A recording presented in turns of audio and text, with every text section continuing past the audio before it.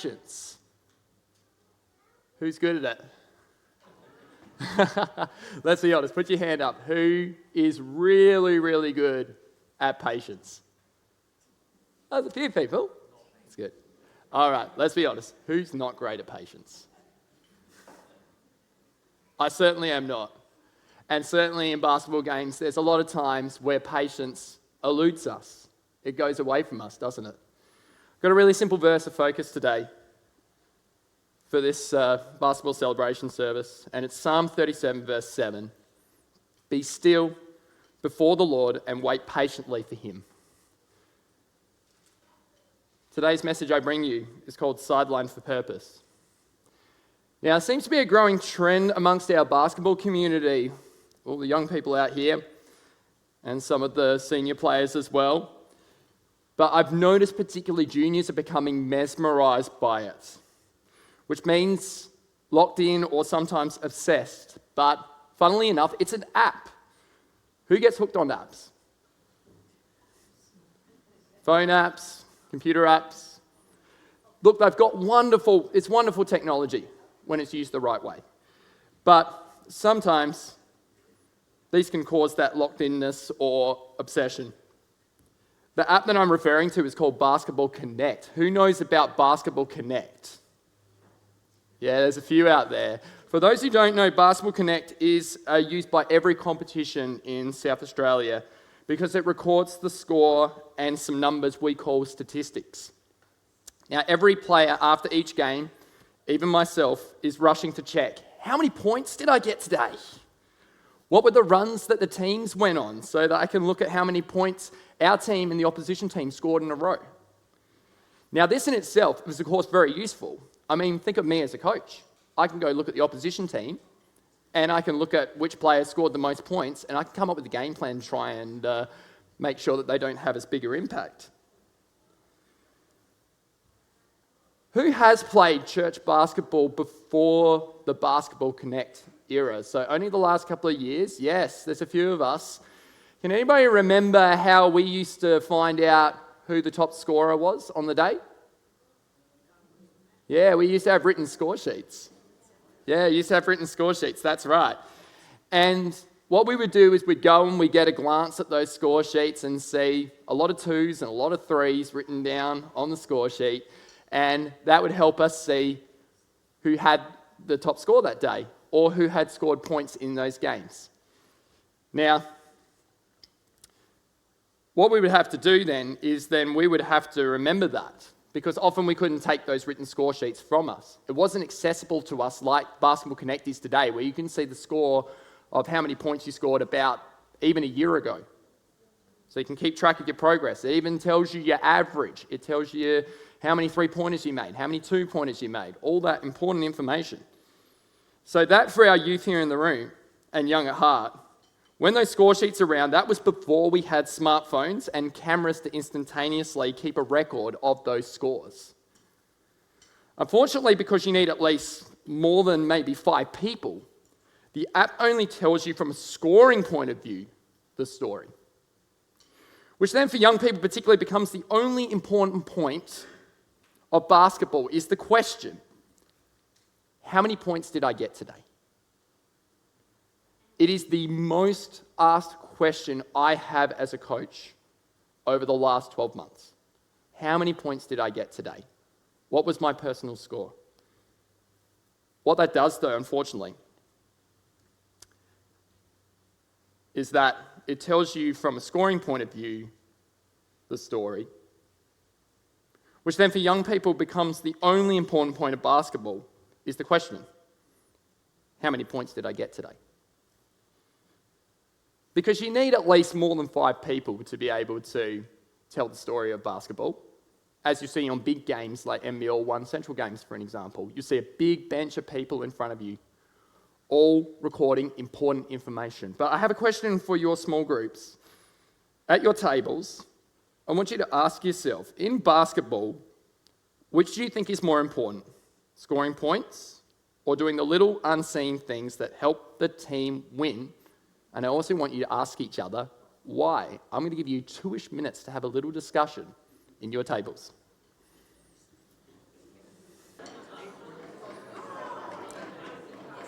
Okay, I think that's about 2-ish minutes. Time out, everyone. Time out. Time out. So, I'd love to know what we came up with. Yes. Defense. You've heard that from me a lot, defense. It's all about defense. Defense wins championships. Yeah? Blocking? Blocking? What else? Assists. Love a good assist. Love a good assist. Can't get a triple-double without an assist. Over here somewhere? Yeah? You say assist as well? Call them out. Team? They're up the team. Rebounds. Did that come from a coach? What did we say yesterday? Oranges. I love that. That's good. On rebounds, of course, rebounds is so important. There's a number of basketball games I've looked at over the years, and the rebound count, whoever wins it, is more likely to win the game. It's just such an important stat because it's about possession. It's about having more of the ball to your team. One more? Passing. What about you, James? Yep, definitely. Absolutely. So, we talked about before that if scoring in basketball is everything, and the focus becomes only that one thing, then nothing else matters because it's recorded, accessible, and we can see it straight away after the game, like on that app, right? So that's why lots of young people, lots of senior people are like, well, I can only see points being scored, and we miss all those things that you mentioned that are so important. It's created a culture of, I didn't score any points today, so I didn't play well. And that can sometimes be a real feeling to a lot of basketball players.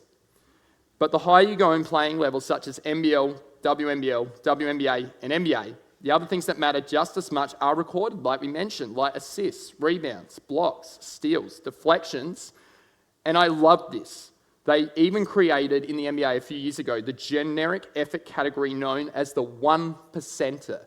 Now, my teams that I've coached this year, we've talked about having 20 effort plays in every 10-minute patch of basketball. And we get the bench to count what's happening on the court so that they're watching the game and seeing what's happening. That's so important. Now, my Emma's under 14s, our semi-final a couple of weeks ago. Great game, wasn't it? Yes. Great game. Did we do a lot of those things? Yes. Yes, we did.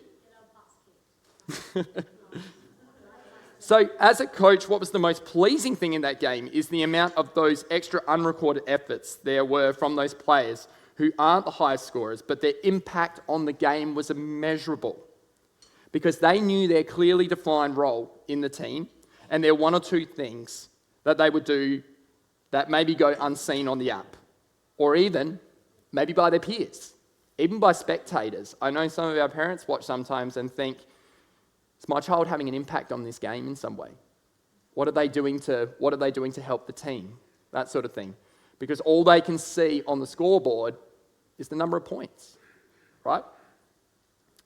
So this game a few weeks ago that we had, it was tight. And I had two players next to me who were sitting on the bench for the last 4 minutes of the game. And the question I was asked was, will we get on the floor? And my response after a calm pause, because I wanted to answer straight away, but we talked about patience, right? And I thought about it, and I thought about it, and I thought about it in that very moment. And I said just calmly, not yet. As a coach, you need to work out in your team what purpose each player can serve to help the team get the win, but most importantly, increase their development within the game. So in this instance, in this very last minute, and this was very at the last minute for those who were there, who saw the game, the players that were there, I made a very, very late call of a substitution. I took those two players off the bench and I put them into the game with 20 seconds to go. I chose to sub these two players into the game because I had a gut feeling they were going to play a crucial role to help protect our small lead. And they waited 4 minutes for that to happen. There was a chance that I wasn't going to get a break in play where I could sub them into the game. They may have sat out the rest of the game. And I may have missed my opportunity to include them in that experience. 20 seconds of play left. They secured our grand final position with 4 1%ers. Was huge. Was huge. We won our way through to yesterday's grand final because of those 4 1%ers when it was so tight. And life can be a bit like this too, as well. We search for our purpose and what our role to play, and more importantly, when we get to. So here's another question for your groups. Have you ever felt like you were on the bench in life, waiting for something to happen? I'll give you 2-ish minutes to have a quick chat about it. Okay, time out, everyone. Time out. That's my second time out of the first half of the service. I'd love to hear your answers over lunch today. But just pop your hand up if you feel like you've been on the bench in life at different times. Oh, look at that. So that means we all get sidelined for a purpose at some point, don't we? Sometimes we sit on the bench of life waiting for Jesus to call us to our purpose. And sometimes, as we know, this is also purposely as well. While we wait on what God is calling us for through Jesus, we are leveling up in unseen lessons, skills, knowledge, and behaviours. Ready for when he calls us into the game of life to serve in his purpose. Too many times I've recalled in my own life being sidelined for the purpose to grow my character, wondering why it's not now. However, steadily, I've seen that often. It's not no, it's just not yet. So here's a question for you all. Why do you think God sometimes says not yet instead of no? I'll get you to think about that as this service goes along today. Because Jesus often had his disciples waiting on many things in his ministry. And it was the disciples that were always waiting on him. And they found themselves looking for him continuously when he disappeared to do all sorts of different things. Like in Mark chapter 1, verse 7, he'd go off to pray on his own in solitude. And Simon and his companions said, "Everyone is looking for you." In Mark 3, verse 31, it says that Jesus' mother and brothers arrived, and they sent some people to look for him as Jesus had disappeared amongst the crowd. They replied, "Your mothers and brothers are looking for you." Who's seen The Chosen? It's a few people, yeah. I think this illustrates that really, really well. Those moments of frustration early on for the disciples when Jesus would just go missing and then he'd appear because he had purpose in being absent at different times. But it didn't mean that he was absent. While he was physically absent, he was very much spiritually there amongst the people. And that's when it clicked for the disciples. It clicked. They started to get it. Well, most of them, if you read the gospel, of course. They realized in these instances Jesus was teaching them patience, waiting for things to happen, as the plans he has are often far more richer, wider reaching, and purposeful than ours. I don't think we'd have the basketball club today that we have without waiting on those things, allowing Jesus to make things richer, wider reaching, and purposeful than ours, and anything we could have built. Anything that Ruth could have thought of, I could have thought of, all the people, our coaches. By waiting on the Lord, we have built what we have today because of that. So as we close in on halftime of today's message, It can often be easy to force the rebound or comeback in life, as we'll see. A true rebound or comeback, however, requires looking at many things yet not revealed to us until the time is right. We believe here at Lighthouse that Jesus' timing in our lives is the right timing. And his timing looks at all the unseen things beyond the scoreboard of life. That allows your rebound or comeback to have an impact for the purpose we're being sidelined for in the first place. And that's my sub. Thanks, Tristan. Set me up for a slam dunk. If I could reach the ring. No.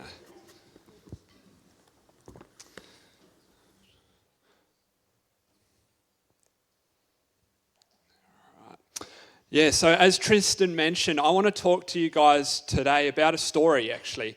A story of probably the ultimate comeback or the ultimate rebound. And it's about a guy called Joseph. Joseph was an avid basketball player. He grew up, all his brothers played basketball in the local neighborhood. His dad was a coach of his team. And so he had this deep love and passion from a young age. And they made a team as a family, and their team was called the Technicolor Coats. Okay, and they trained hard, but Joseph himself, he trained and played even harder than all his brothers. He was the favorite of his dad, the coach. And one day they were playing in the local leagues, they were playing with some other teams, and in the halftime break, this scout comes up to Joseph.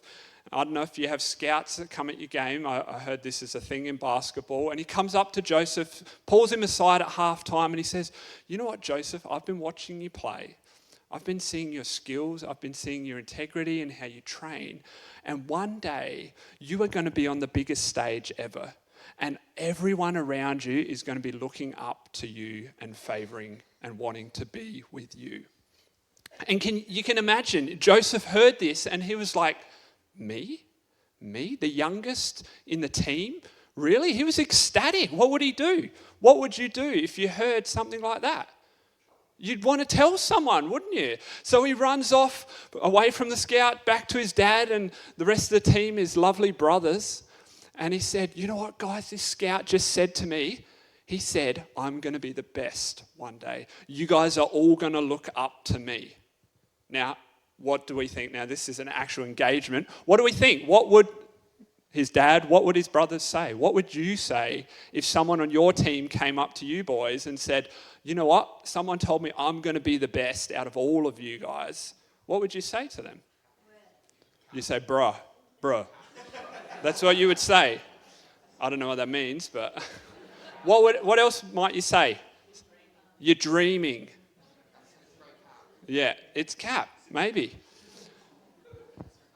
And this is exactly what his brothers said. They probably didn't say cap and bruh, but they were angry. They're like, "You said what? You think you're going to be the star?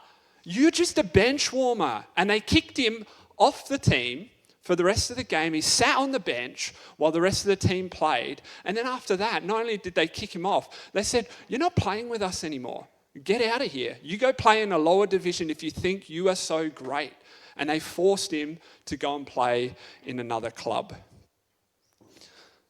And so as time passed, Joseph, he loved basketball, so he joined a different club. And he joined Potiphar's Players. And Joseph, with his skills that he had and his talent, his discipline, his integrity, it shone like any good player. When they go to a different club, doesn't matter where they go, if they've got these things, they rise up. And slowly Joseph became the MVP again. Every week, MVP award, because he was trusted, he was respected, and the team was benefiting. They were starting to win. Things were going well. But you know what happened, boys? What do you think happened when things were going so well for Joseph in Potiphar's Players? Someone didn't like it. Someone said, I actually don't like this Joseph guy. And they planted fake evidence in his locker bag. They put some stuff in there and then accused Joseph of cheating. They made it really public. Joseph has been cheating. He's been doing this. And you know what happened? He got kicked out again. He got booted off of his team. But worse than that, he didn't just get booted off the team. He got banned for playing basketball league anymore. And do you boys remember what happened at the very beginning? What did the scout say to Joseph? You'll be something great one day. How is he going to be great if he can't even play basketball in any league? He's been banned.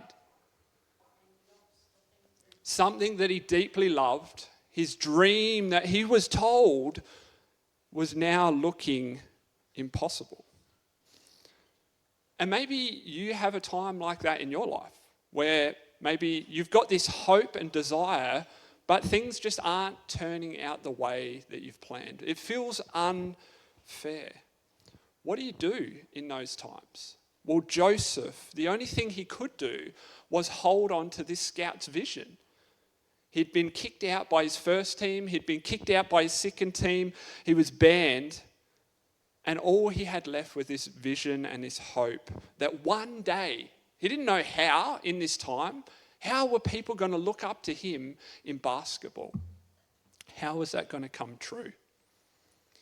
And so, what would you do, boys, if you got banned from playing basketball? What would you do if you got banned? If you could never play basketball, what would you do? You'd have a meltdown. Well, Joseph almost did that. He threw a tanty. He didn't throw a tanty. What would you do? Play a different sport. But he loved basketball so much. He didn't want to play another sport, so he actually went and started training. He became a trainer. He went to his local neighborhood and he just started training up some of the kids that were around him, spending time training them for free. He just loved the sport so much, he wanted to see other people play it. And over time, as he was training these people, one of them got drafted to the big leagues. And he's like, oh, wow, that's pretty cool. And then he kept training, and they kept getting drafted away. And it almost became like a prison for Joseph. He was stuck there doing all this good work, and everyone else was leaving. And so he thought, well, maybe as I'm training these guys, maybe if I just ask them, I did heaps of work for you here. If I just put in a good word for you, when you get drafted to the big league, can you mention and tell them about me? Tell them what I did and the skills that I have? Maybe that would get me back into basketball. But what do you think happened? None of them did it. That's right. They all forgot him again and again. And Joseph was just stuck in this vicious cycle like a prison.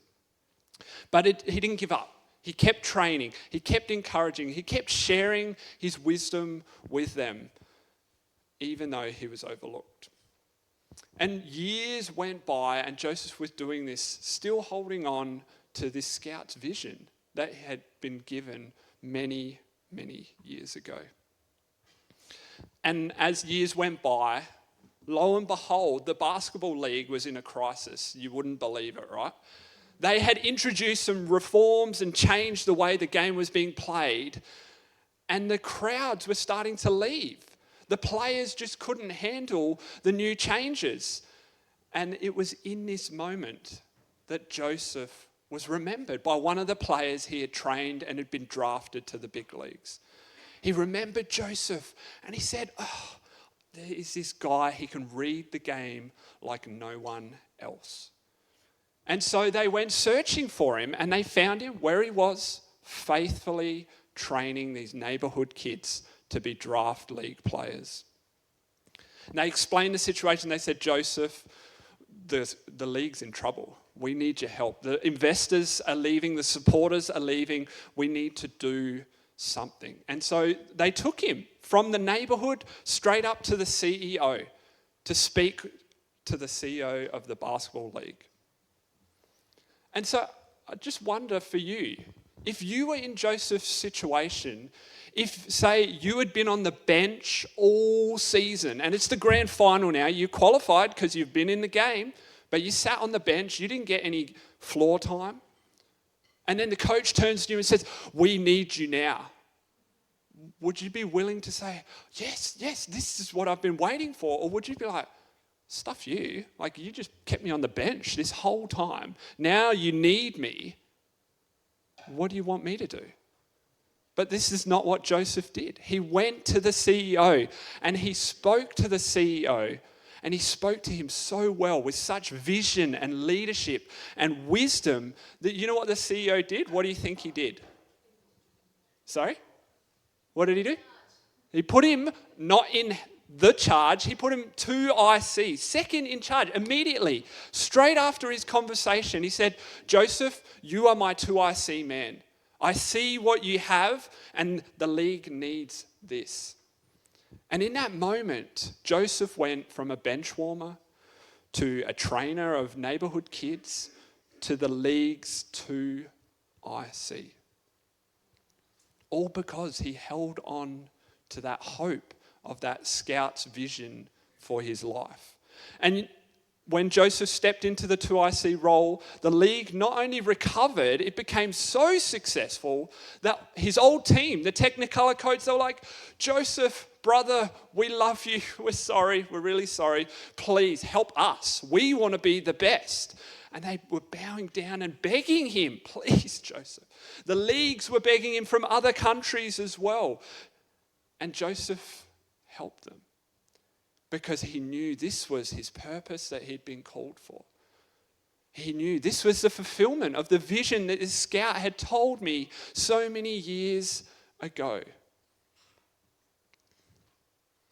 And you might be listening to this story thinking that, oh, you're a really good storyteller, Dion. You make up great basketball stories. But guess what, boys? It's not just a basketball story. This really happened. It didn't happen on the basketball court, though, but it happened in the Bible. In the book of Genesis, in chapters 37 through to chapter 50, there was a man called Joseph, or actually a young boy, who received a dream from God. And when he received this dream, he told his brothers. They sold him into slavery because they were jealous and angry.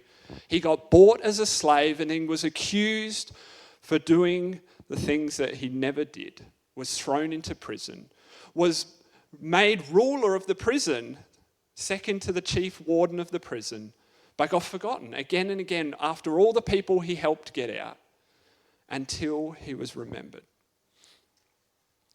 And what Joseph knew is that all the time in his life, even though looking at his circumstances and his situation, things weren't working out, he didn't understand, but he trusted that God was still at work, that God was doing something in this situation, as difficult as it was. And in the end, we see Joseph never could have imagined being the ruler in the position that he was. He became second in charge to the Pharaoh of Egypt. And what's even more incredible is that he trusted God so much through all of his situations that at the end, when his brothers came begging him to forgive him, he forgave them. And he not only forgave them, but in verse 20 of chapter 50, he actually says this to them. He says, "You intended to harm me, but God intended it all for good." God brought me to this position so I could save the lives of many people. Not just his brothers. He saved the lives of all the people of Egypt and all the nations surrounding Egypt because of the work God had done in his life. But imagine if Joseph had quit. Imagine if he went and shared his story with his brothers and they'd said, "Stuff you, Joseph, you're out of here." And he's like, "Oh, well, that's it. That's the end of that dream. How can that come true now?" It'd be like if you're going for a goal and you shoot it. I was going to kick it, but we're doing basketball today. We don't do football here, though. You shoot a goal and you see, "Oh, no, it's not going to miss." What do? Do you go, oh, well, we'll wait till they get the ball? No. What did Tristan say? Rebounds. And I played one season. I'm not very good at basketball. And so for the benefit of the team, I stepped down. But I would always shout, "Rebound, rebound, rebound," because I wasn't a very good shooter, so I knew it wasn't going in. And so we'd get the rebounds, and then the chances are we would get a point. But if we didn't do that, the chances are we wouldn't get the point. Or maybe, what about when Joseph was thrown into prison? He could have easily said, oh, well, this is the end of my life. I'm going to die here. But he didn't. And it's like when a team falls behind. I was watching the men's A's team play yesterday. They just didn't stop trying. It didn't matter if they were behind or not. They were always trying, always running up and down the court, getting rebounds. Often when we look at these situations in our life, we see setbacks, we see problems or mistakes.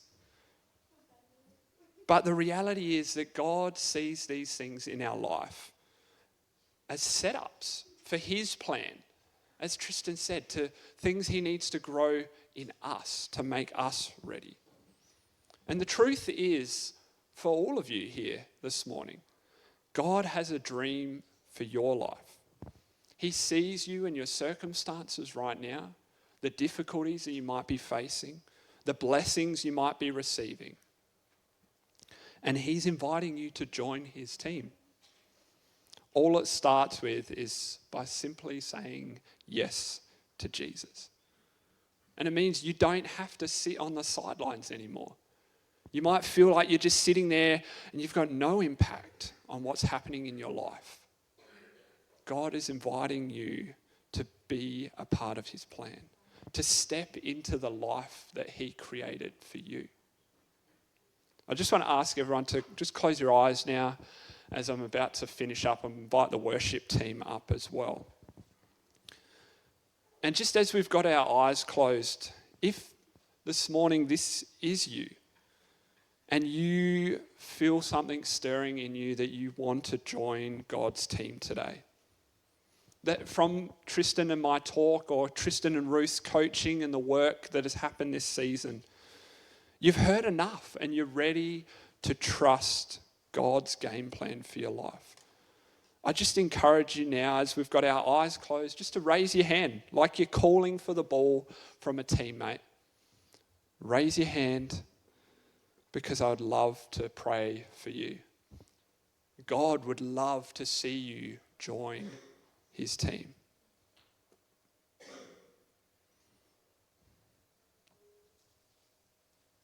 Let me pray. Father, we thank you so much for Joseph. We thank you for the beautiful example that he is of not only a person of faith, but also a basketball player. Someone who never gives up, who never quits, never throws in the towel, is always focused on the plan that he's been given.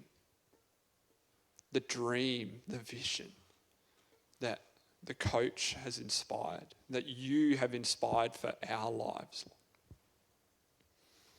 is attainable when we put our trust in you, when we put our trust in the coach, when we see situations like being put on the bench or being sidelined or making a mistake as an opportunity to learn and develop our character in you, Lord.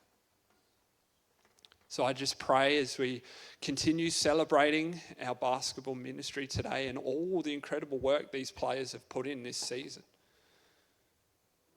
that you would just continue to be stirring in our hearts, Lord, that whether it was a good thing or a bad thing that happened, we can learn and we can be drawn closer to you and your plan for our life through this, just like Joseph was. In Jesus' name we pray. Amen.